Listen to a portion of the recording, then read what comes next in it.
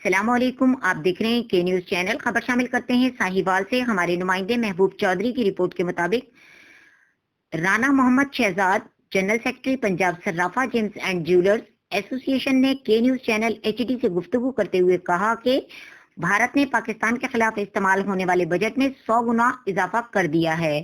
Bharat दिफाई budget में ज्यादा पैसा लगाने वाले ममालिक में तीसरे नंबर पर आ गया है। पाकिस्तान के खिलाफ स्पेशल फौजी बजट और इसमें भी 100 गुना इजाफे का मतलब है कि भारत पाकिस्तान में मौजूद गद्दारों के जरिए दहशतगर्दी करवाएगा।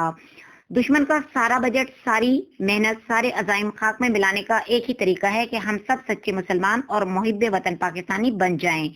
पाक फौज के पीछे पूरे यकीन के साथ खड़े हो जाएं। किसी सियासतदान, किसी लीडर, किसी आलिम फाजिल, जो भी नजरिया पाकिस्तान के खिलाफ, पाक फौज के खिलाफ बात करने वाले की बातों में ना आए। कौमों की मुंतशिर करने वाले बहुत चालाक हैं। वो आपको एहसास महरूमी, हक तलफी, गुर्बत, बेइंसाफी, फिरका परस्ती के नाम पर इस्तेमाल करते हैं, गुस्सा दिलाते हैं। पाक फौज की अय्याशियों की, करप्शन की दास्तानें सुनाकर आपको अपने मुहाफिजों के खिलाफ करते हैं। लिबरलिज्म, इंसानी हुकूक के नाम पर दीन का लुबादा ओढ़कर आपको गुमराह करते हैं। फहाशी और उरियानियत को मॉडर्न पढ़े लिखे लोगों का लाइफ स्टाइल करार देते हैं।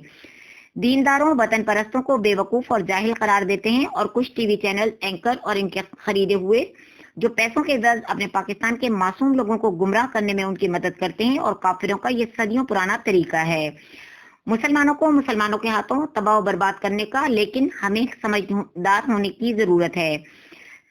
इसके बावजूद भी इनके जाल में फंस जाते हैं और इसी वजह से बहुत से मुसलमान मुल्क बर्बाद हो गए हैं।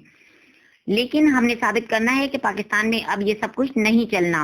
इंशाल्लाह हम पाक फौज के साथ हैं। जो भी कर रहे हैं ठीक कर रहे हैं और जो भी करेंगे ठीक होगा। यही यकीन और जानसारी हमारे दुश्मन की मौत होगी।